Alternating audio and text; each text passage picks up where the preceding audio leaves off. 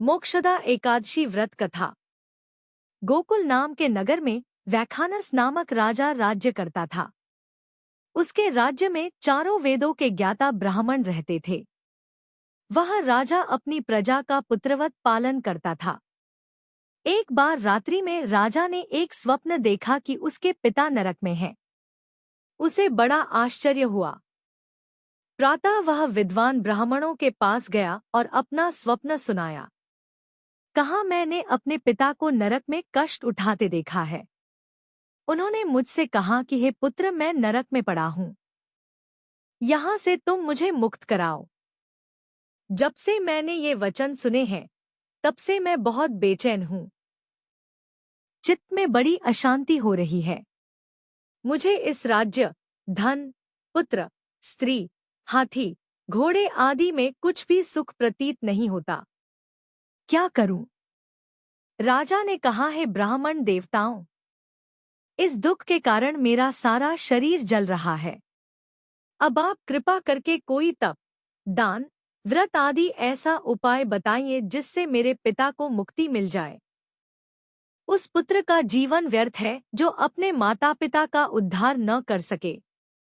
एक उत्तम पुत्र जो अपने माता पिता तथा पूर्वजों का उद्धार करता है, वह 1000 मूर्ख पुत्रों से अच्छा है। जैसे एक चंद्रमा सारे जगत में प्रकाश कर देता है, परंतु हजारों तारे नहीं कर सकते। ब्राह्मणों ने कहा, है राजन, यहाँ पास ही भूत, भविष्य, वर्तमान के ज्ञाता पर्वत ऋषि का आश्रम है। आपकी समस्या का हल वे जरूर करेंगे। ऐसा सुनकर राजा मुनि के आश्रम पर गया। उस आश्रम में अनेक शांत चित्त योगी और मुनि तपस्या कर रहे थे। उसी जगह पर्वत मुनि बैठे थे। राजा ने मुनि को साष्टांग दंडवत किया। मुनि ने राजा से सांगोपांग कुशल पूछी। राजा ने कहा कि महाराज, आपकी कृपा से मेरे राज्य में सब कुशल हैं, लेकिन अकस्मात मेरे चित्त में अत्यंत अशांति होने लगी है। ऐसा सुनकर पर्वत मुनि ने आंखें बंद की और भूत विचारने लगे।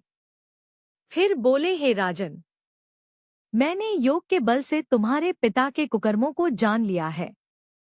उन्होंने पूर्व जन्म में कामातुर होकर एक पत्नी को रति दी, किंतु सौत के कहने पर दूसरे पत्नी को ऋतुदान मांगने पर भी नहीं दिया। उसी पापकर्म के कारण तुम्हारे पिता को नरक में जाना पड़ा। तब राजा ने कहा, इसका कोई उपाय बताइए। मुनि बोले, हे राजन, आप मार्गशीर्ष एकादशी का उपवास करें और उस उपवास